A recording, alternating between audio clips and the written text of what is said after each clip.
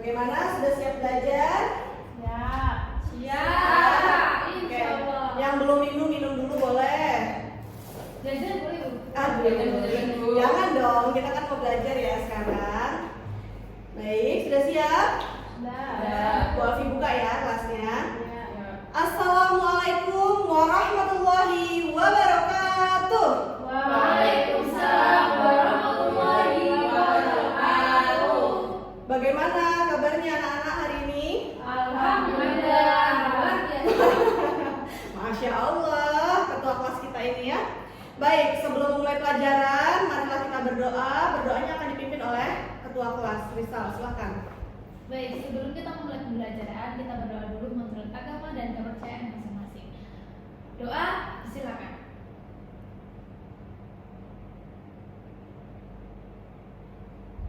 Doa selesai? Terima kasih.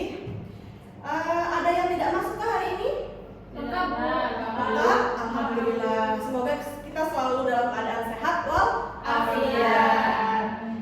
Baik, anak-anak, hari ini kita akan belajar sosiologi mengenai Penelitian sosial.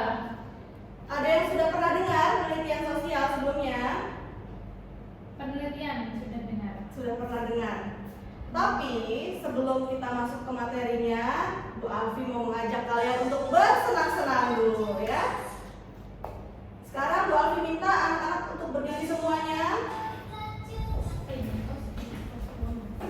Bu Alfi minta tangannya digerakkan seperti ini.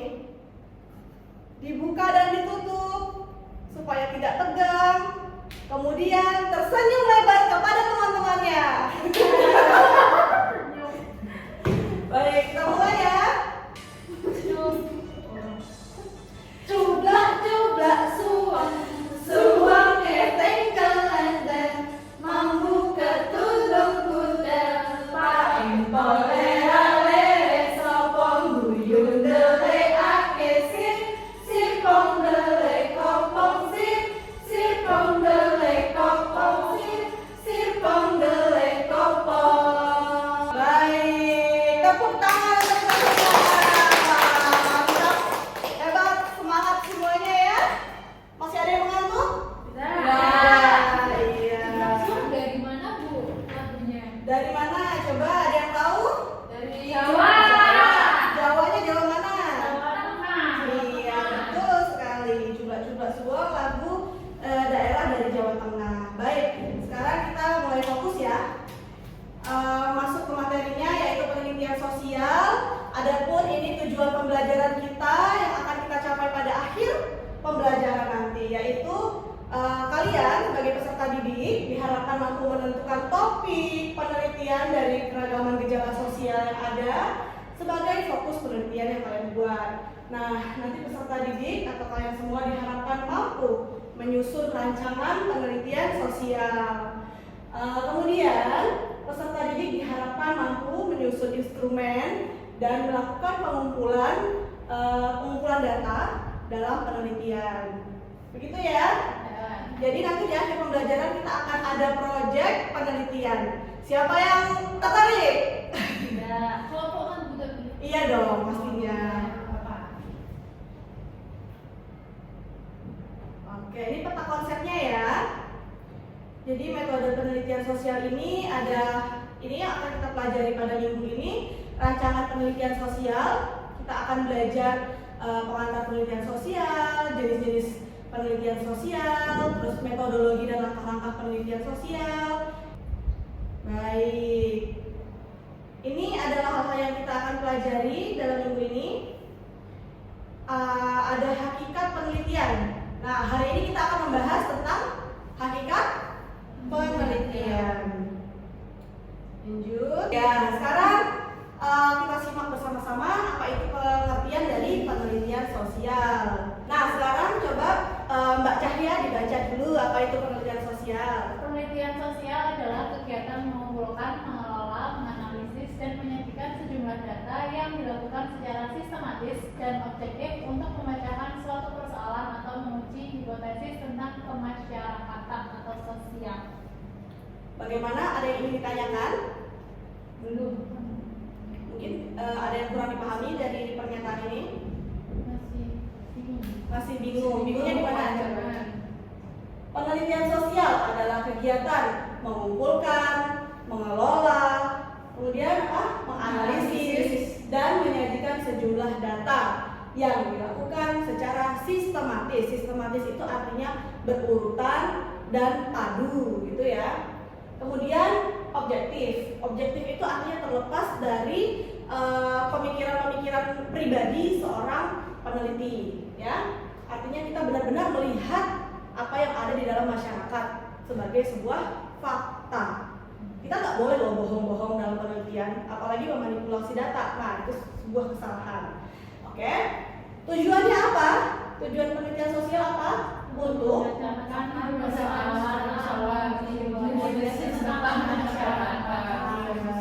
gitu, untuk memecahkan masalah. Di dalam masyarakat kita tentu banyak sekali masalah, ya kan? Misalnya apa yang dekat dengan kalian? Kenakalan remaja, kemiskinan, pendidikan, masalah di sekolah, coba di sekolah. Tepat sekali.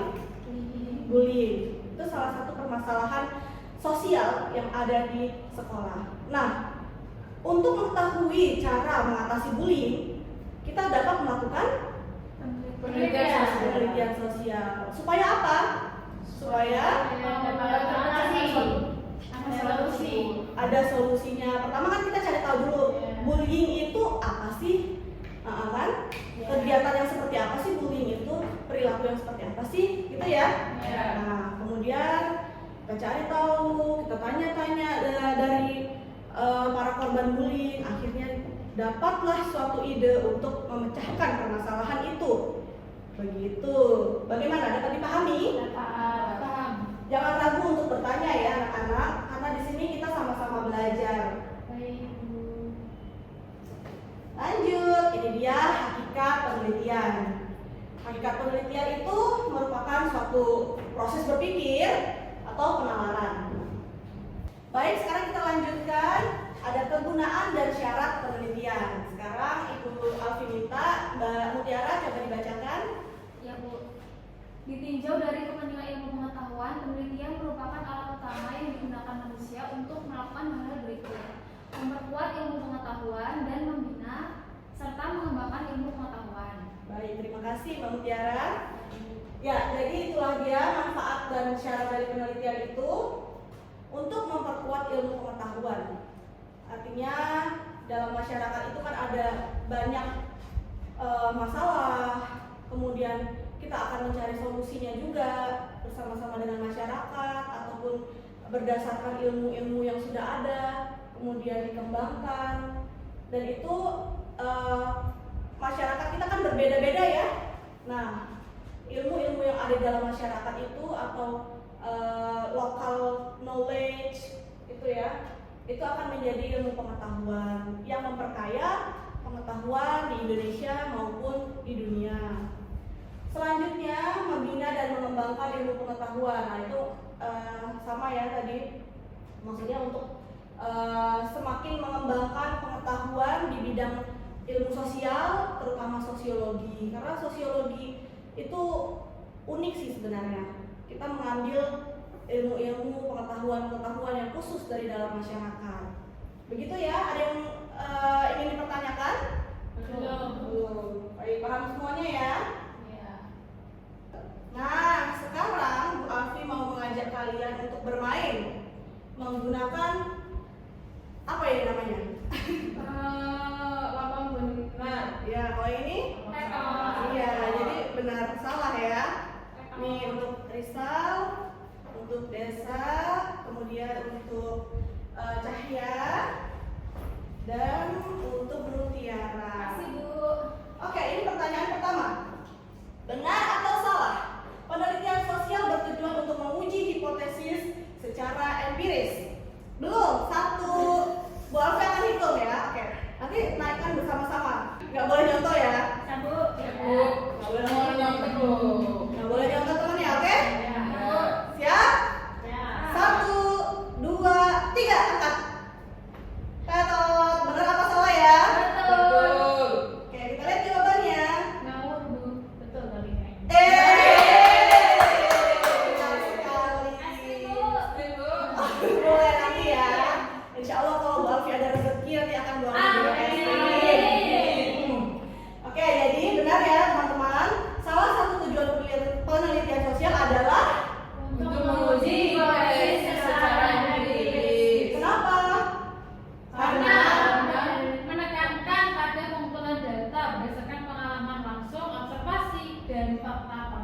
tujuannya adalah untuk membuktikan atau menguji hipotesis yang diajukan oleh peneliti. Betul sekali. Jadi empiris itu kita untuk menguji data yang ada di lapangan, ya, tidak mengarang, ya, artinya ya.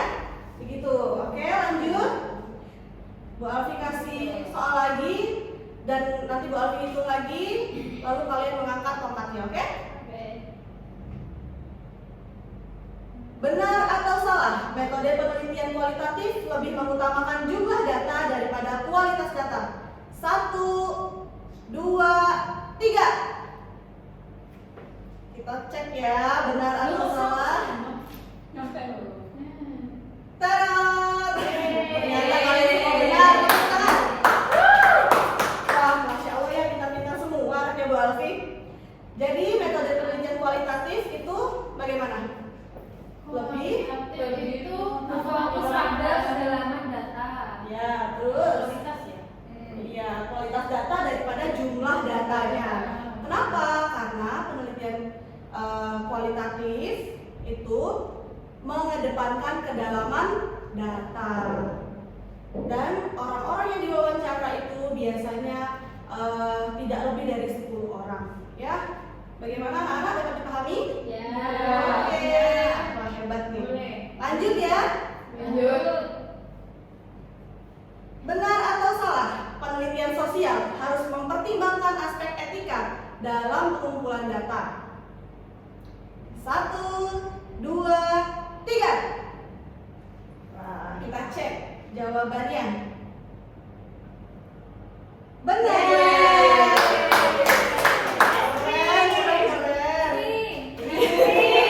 Tiga kali ya. Nanti 10 kali free es krim, oke? Jadi penelitian sosial harus mempertimbangkan aspek etika dalam pengumpulan data. Kenapa? Kenapa demikian? Untuk menghormati privasi dan kerahasiaan narasumber. Ya, tepat sekali. Memang untuk penelitian kualitatif, penelitian sosial pada umumnya kita harus mengedepankan etika dalam penelitian, yaitu salah satunya dengan menjaga kerahasiaan data dari informan kita. Baik, lanjut.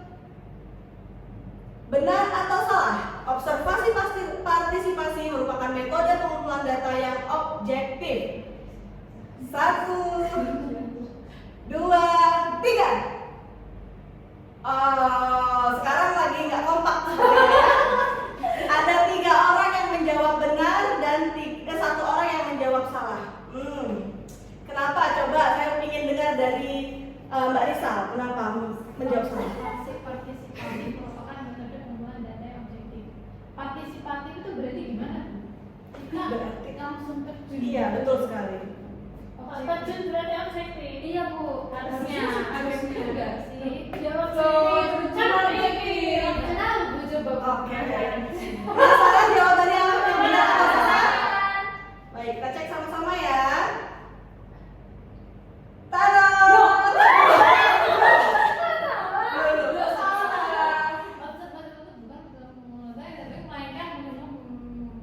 Oh iya.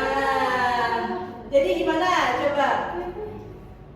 Observasi partisipatif bukan merupakan metode pengumpulan data yang objektif, melainkan metode pengumpulan data kualitatif yang dilakukan dengan cara peneliti terlibat langsung dalam kegiatan yang diamati. Soalnya kalau observasi itu kan Observasi maksudnya kuali, partisipatif soalnya. iya, partisipatif.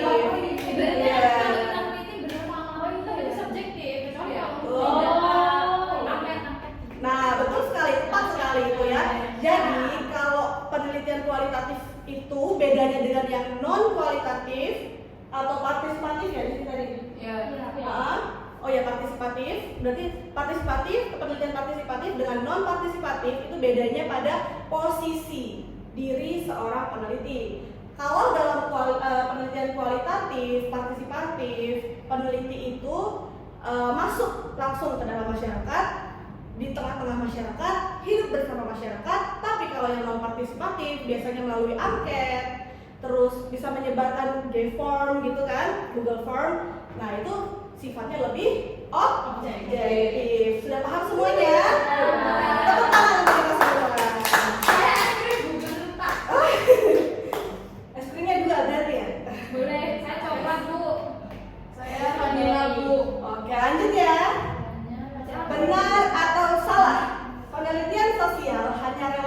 untuk kalangan akademisi. Benar atau salah ya? 1, 2, 3.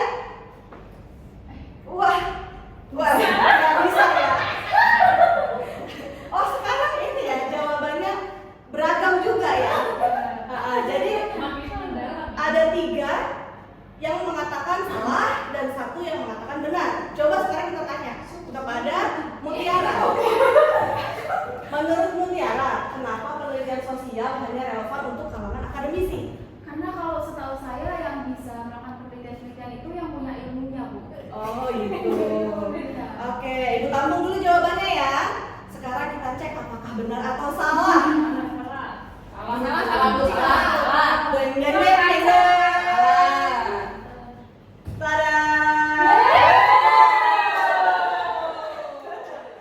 Jadi penelitian sosial itu tidak hanya relevan untuk kalangan akademisi, tapi juga bermanfaat untuk berbagai bidang praktis seperti untuk yang pertama untuk akademisi tadi ya, udah jelas. Kemudian untuk ilmu pengetahuan. Jadi itu maksudnya peneliti aja, tapi bukan akademisi, bukan dosen, bukan guru. Gitu. Terus untuk masyarakat. Jadi untuk pemberdayaan masyarakat biasanya kan kita melakukan penelitian dulu. Jadi biar kalau ada program-program seperti PKH, kalian pernah dengar PKH? Bansos? Pemerintah nggak asal-asal ngasih bantuan kan? Pasti sebelumnya ada penelitian dulu, entah itu survei atau kualitatif yang mengetahui apa sih kebutuhan masyarakat gitu ya. Bagaimana? Masih ada yang kurang jelas? Sudah jelas. Sekarang Bu Alfi mau mengajak kalian untuk tepuk tangan yang meriah untuk kalian semua. Bu Alfi bangga sekali karena kalian sudah memahami penelitian sosial dengan baik. Sekali lagi tepuk tangan. Lanjut ya. Untuk memperdalam pemahaman kalian tentang penelitian sosial, sekarang Ibu mau ngasih LKPD. Tenang saja, LKPD-nya dibuat berkelompok. Jadi kalian akan membuat satu kelompok berisikan 2 orang. Kemudian carilah kasus yang sedang viral di sosial media dan media berita online. Wah, ini kalian pasti senang sekali ya. Karena kalian anak TikTok ya. Oh, Gen Z ya. Gen Z senang sekali kalau disuruh memantau medsos ya. Kemudian pilih satu kasus yang menurutmu menarik atau paling menarik. Posisikan dirimu sebagai seorang peneliti sosial. Nah, kemudian berdasarkan fenomena yang kamu pilih itu, tentukan topik penelitian yang sekiranya akan kamu angkat. Paham sampai sini? Ya. Baik. Kemudian susunlah rumusan masalahnya berdasarkan topik yang telah kamu tentukan tadi. Ada yang ingin ditanyakan? Belum? Fenomenanya bebas, sesuai dengan ketertarikanmu masing-masing. Karena pada dasarnya penelitian sosial itu adalah berasal dari diri kita sendiri. Kita tertarik terhadap suatu fenomena apa, kita angkat, kita dalami, kita bahas, dan nanti kita presentasikan di pertemuan selanjutnya. Baik. Ada yang ingin tanyakan lagi? Mutiara masih bingung? Sudah paham, Bu. Oh ya. Cahya bagaimana Cahya? Sudah. Mbak Desa gimana? Sudah, Bu. Oh baik kalau begitu. Nah, kalau ini foto dokumentasi Bu Alfi dulu waktu masih jadi peneliti. Kalau kata Gen Z masih kumus-kumus. Itu di mana, Bu? Iya. Kalau ini di pedalaman Kalimantan Barat. Jadi di sana belum ada listrik. Mandi masih di sungai. Itu sekolah, Bu. Iya ini sekolah. Ada buaya nggak, Bu, di sungai? Mungkin ada buaya darat. Baik anak-anak, jika tidak ada lagi yang ingin ditanyakan, sekarang gantian Ibu yang akan bertanya. Baik, Bu. Jadi apa nih pelajaran yang kalian dapat pada hari ini? Coba sekarang Mbak Desak deh. Oke, dari pelajaran hari ini, Bu, saya dapat menunjukkan bahwa dalam penelitian sosial itu tidak hanya bisa dilakukan oleh seorang akademisi saja, namun juga bisa dilakukan oleh masyarakat. Contohnya dalam pemerintahan juga bisa, karena pemerintah juga perlu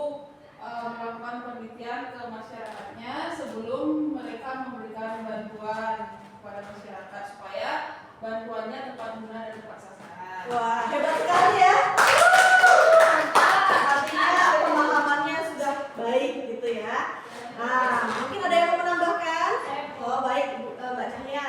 Jadi ini kita belajar tentang etika dalam penelitian sosial. Jadi kalau penelitian sosial kita tuh harus menjaga rahasia dari informan kita. Terus kita juga harus bertanya apakah informan itu mengizinkan kita untuk melakukan penelitian atau tidak. Wah, hebat.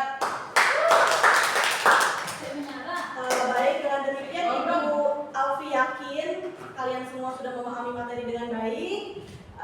Ditambah lagi nanti ada LKPD ini supaya menambah pemahaman kalian lagi, lebih mendalam lagi tentang penelitian sosial. Jadi penelitian sosial ini sebenarnya pada dasarnya agar melatih kepekaan kalian untuk melihat apa saja sih masalah, apa saja sih fenomena yang terdapat di dalam masyarakat di sekitar lingkungan hidup kita, gitu ya, dalam masyarakat tempat kita hidup, begitu ya, anak-anak semua. Baik, atas kerjasamanya semuanya saya ucapkan terima kasih banyak. Atas atensinya saya ucapkan terima kasih juga. Jangan lupa jaga kesehatan ya. Sekarang musim hujan, ya. Hati-hati, jangan sering-sering keluar rumah karena takut banjir, ya. Baik, kita tutup dengan berdoa sebelum mengakhiri pelajaran pada hari ini. Kita berdoa menurut agama dan kepercayaan kita masing-masing. Berdoa dimulai. Selesai. Baik, wabillahi taufiq wal hidayah. Wassalamualaikum warahmatullahi wabarakatuh.